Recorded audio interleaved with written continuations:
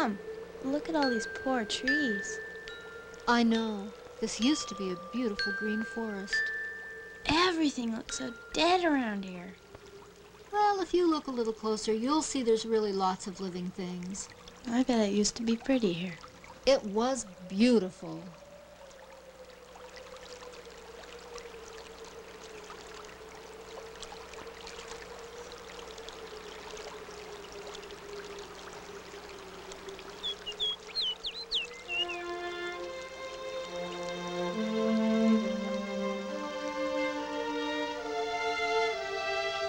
Mount St. Helens, a 9,677-foot sleeping volcano nestled in the wild abundance of the Gifford Pinchot National Forest in southwest Washington.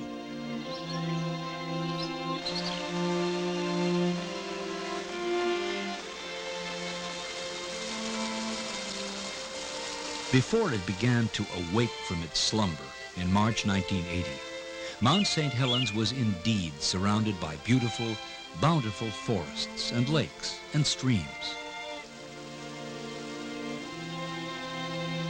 From the summit, the views were breathtaking. Below lay Spirit Lake, and in the distance, Mount Rainier. The natural setting was a recreational haven for campers, hikers, picnickers.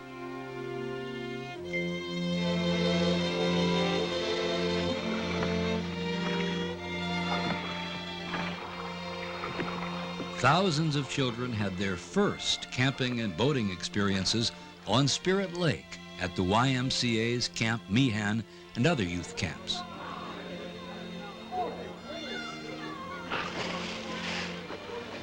Forest Service campgrounds like Bear Cove, Cedar Creek, and Donnybrook provided an inspirational setting for those who would venture into this postcard world.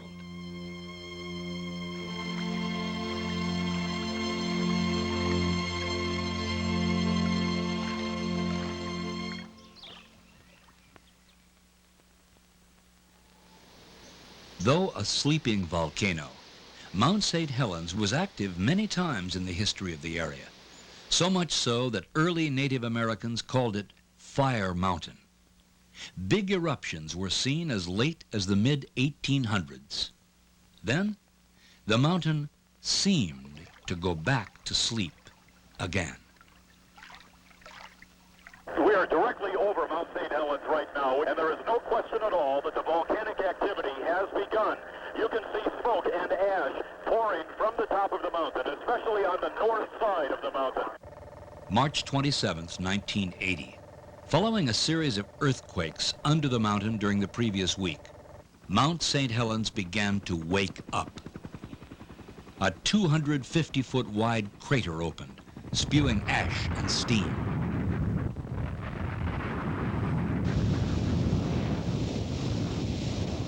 It came as no surprise to geologists who had predicted 2 years earlier that Mount St. Helens would erupt before the end of the century.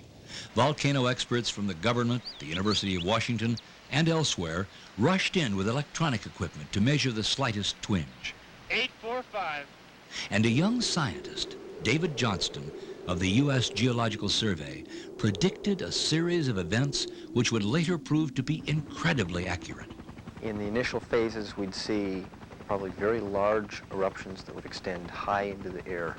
This would spread ash over large areas in western Washington, maybe possibly in an extreme case even farther east. In the near flanks of the volcano, there would be more damage done by possibly hot avalanches, pyroclastic flows. Farther downstream, we could see mud flows and floods. Because this is such a symmetrical volcano and because the crater is so high, if there's an explosion, it's probable that the debris, the very hot incandescent ash that would come down, could come down all sides. But right now, there's a very great hazard due to the fact that the glacier is breaking up on this side of the volcano, on the north side, and that could produce a very large avalanche hazard. By early April, the crater had expanded to 1,500 feet wide and continued to grow. The Forest Service had already closed portions of the Gifford Pinchot National Forest surrounding the volcano. Those having homes, lodges, or camps in the area were urged to leave. Using a donated helicopter and a large drop box, the operators of the Spirit Lake Youth Camp began hauling out. Most were taking the warnings seriously. Still others were not impressed with the warnings. You don't mind working in the shadow of the mountain, then? No, not at all. There's nothing to be scared of. More danger than one of them trees falling on the backside than there is mountain exploding. For 83-year-old Harry Truman, operator of St. Helens Lodge on Spirit Lake, the warnings fell on deaf ears. He wasn't moving anywhere. That's my life. Spirit Lake and Mount St. Helens is my life, folks. I've lived there 50 years. It's a part of me. That mountain and that lake is a part of Truman, and I'm a part of it.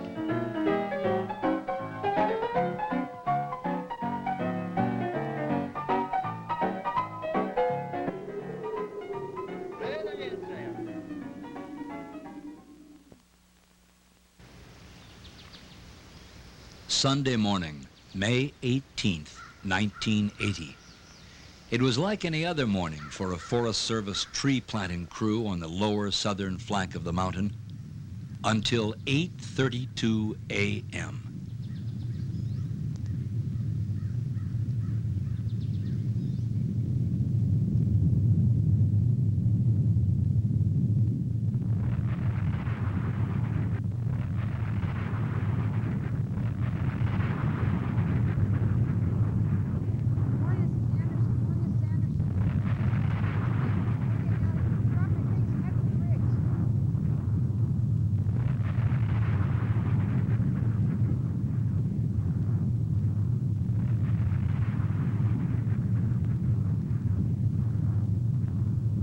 It seemed to happen in an instant.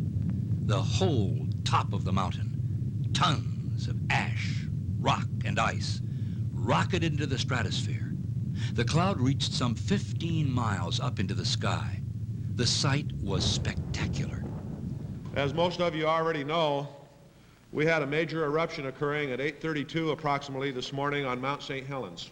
It does appear that the northwest flank of the mountain seems to be gone. They have indicated that there have been some mud flows that come down the southeast flank of the mountain. Emergency procedures have been put into effect.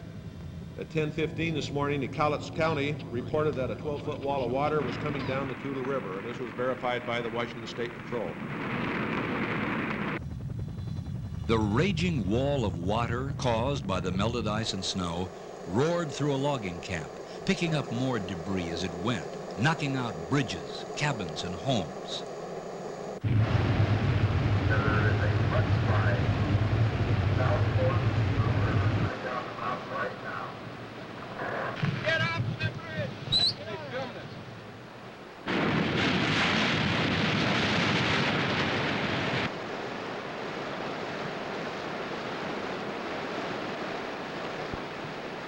In a matter of hours, the flood surged under the Toutle River Bridge on Interstate 5, forcing closure of the main arterial between Seattle and Portland. Entire forests with logs hundreds of years old passed by stunned onlookers.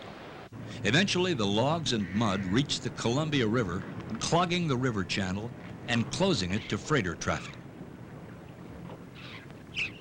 But the wind was blowing the ash in a northeasterly direction, and at noon it was pitch black in much of central and eastern Washington. CITAM and CATS FM urges everyone to not panic. If you want to start getting out some water The supplies gritty now, clouds seemed to some like the end of the world. I'm sorry, the road is closed from here any further east. Okay. This is as far east as you can go. All over eastern Washington, people and other living things suddenly had to deal with a world full of ash. Ash from a plume that eventually spread around the world. For a while, roads and highways hundreds of miles away had to be closed due to blowing ash. The ash was everywhere, and because it was so light and fine, the grit got into everything. Water simply turned it into a substance with the consistency of wet cement. Meanwhile, the biggest rescue operation in the history of the Northwest was underway, involving military helicopter units, volunteers, and Forest Service employees, all coordinated by the county sheriffs. Look at this. It doesn't even look like the same country. Even the valleys have changed. Nothing matches the map. Where's Spirit Lake? Is that it over there? I can't believe I've camped up in this area. Doesn't look like any place I've ever been before. Rescue operations lasted for 2 weeks. 170 people were brought to safety, but 57 were dead or missing. Geologist David Johnston was at a scientific research station 6 miles northwest of the mountain. Harry Truman was at his lodge. Neither was ever found. Okay, I think we got a car down here on the left. Looks like a Japanese car of some type. From the perilous vantage point of a still photographer and the actual recorded transmission of a ham radio operator, we learned a lot about what actually happened in the first few minutes of the eruption. I just felt an earthquake, a good one. Now we've got an eruption down here. Now we got a big slide coming off. The slide is coming off of the west slope. Now we got a whole great big eruption out of the crater. And we got another that opened up on the west side, and the whole west side, northwest side is sliding down. All right, we got it, boy. The whole northwest section and north section blown up. It's coming up over the ridge towards me. I'm going to back out of here. Photographer Gerry Rosenquist barely escaped. Radio operator Gerry Martin did not.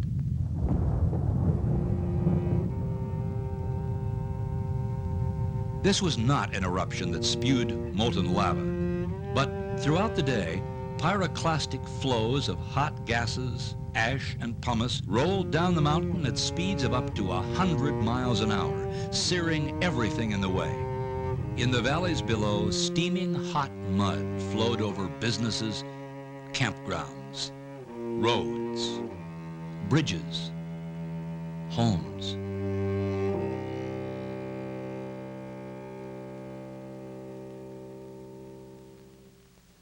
The blast had leveled about 40,000 acres of prime timber.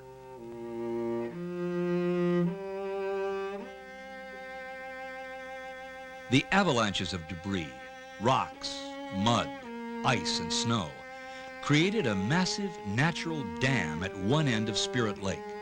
Should the dam give way, communities downstream would be threatened by catastrophic flooding. To reduce the threat, the Army Corps of Engineers first used pumps and later a tunnel to keep the lake at a safe level.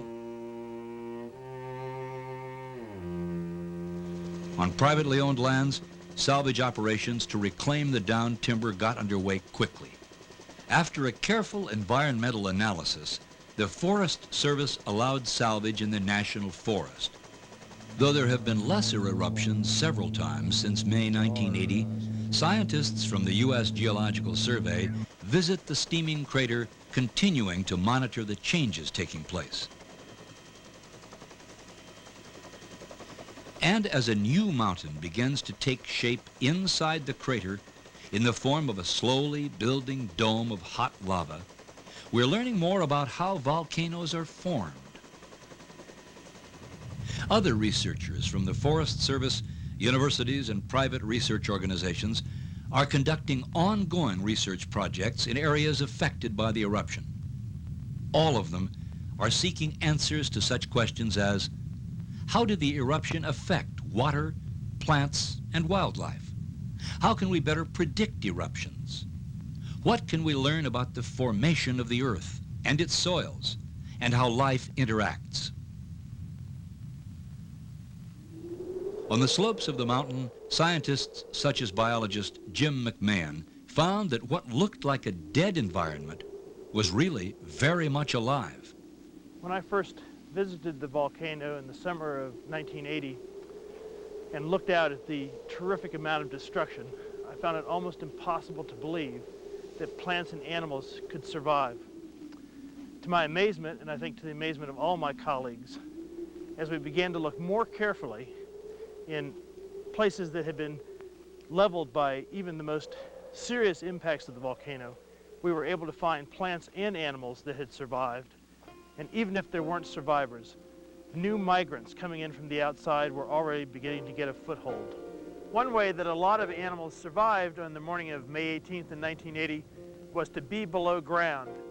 For some animals, they not only live below ground, but all of the nutrients that they require come from below ground resources.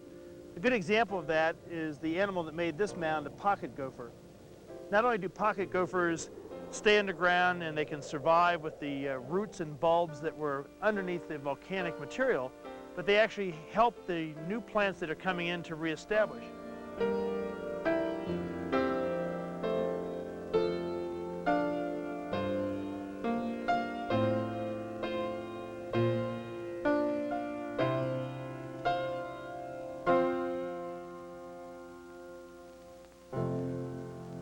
Scientists like Joe Means of the Forest Service are studying those processes that allowed many plants and trees to survive the blast and the layer of ash, or tephra. Here's a Pacific silver fir doing very well after coming out from under the snowpack and under the tephra, and some others not doing so well. But after they survived the tephra fall and the hot blast, they also had to reach the surface. And some of them did, like this one that's fairly stiff, and some of them did to a limited extent, like this one that's still quite bent over. And some trees, such as this little silver fir here, could not. You can see he's fairly well stuck, no green foliage on his crown. In the zone of blown down forests, one of the most important sites for survival of plants was on the vertical surfaces of root wads of blown down trees, such as you see here. Here you see some huckleberries, which survived the eruption under a snowpack, and they were further helped by being on this vertical root wad surface because pumice and ash did not collect here and smother them. The aquatic systems around Mount St. Helens received a variety of impacts from the volcano. They range from places like Maida Lake here, where on the morning of May 18th, the surface of the water was covered with ice and snow. That helped to insulate the organisms in the water from the effects of the volcanic fallout. The result of that is that fishes and reptiles and amphibians like frogs and salamanders survived in place and have continued to breed even as early as the summer of 1980. Not only are plants and animals coming back to the landscape, so are people. In the first years after the eruption, more than 1 million people have visited the area. In fact, the volcano has become a major point of interest for visitors from throughout the world. The Forest Service has provided access to various viewpoints inside the blast zone, such as this one at Windy Ridge overlooking Spirit Lake. Right now, if we drained all of Spirit Lake, we'd have to go down through about 120 feet of mud to get to the top of the old lake. Presentations by the Forest Service describe many of the subtle features of the blast area and provide answers to many a curious visitor. Where was the Harry Truman Lodge down there? Okay, Harry Truman's Lodge was right over at the tip of this ridge right over there, the one coming into the water. But of course, he was down about 300 feet from where it is now, because he was on the old lake line.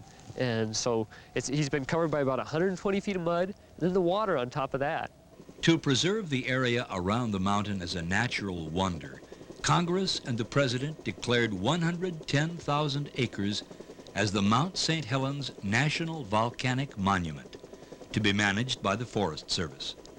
This assures that much of the area where the effects of the eruption are so dramatic will be allowed to recover naturally, so that present and future generations can get a close-up look at the rebuilding processes of nature. For those who can't make the trip to the blast zone, but who still have curiosities to satisfy, a visitor center has been established near Interstate 5. Displays and information are also provided at the Forest Service information stations on the way into the monument.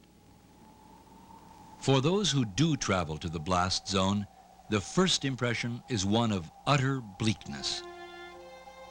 Many are saddened to see an area of such abundant beauty now transformed into a seeming wasteland.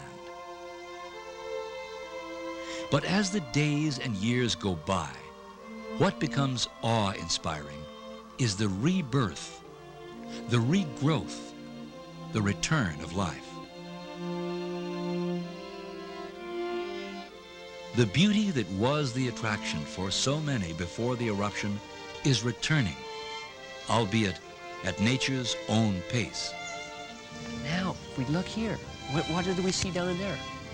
We saw a fish, and there's just life coming back. And also, look at that, there's plants there. And so there's plants coming back everywhere, and along with the plants, there's animals that come back. And just like that, there's a little frog right there. Volcanoes are secretive and largely unpredictable.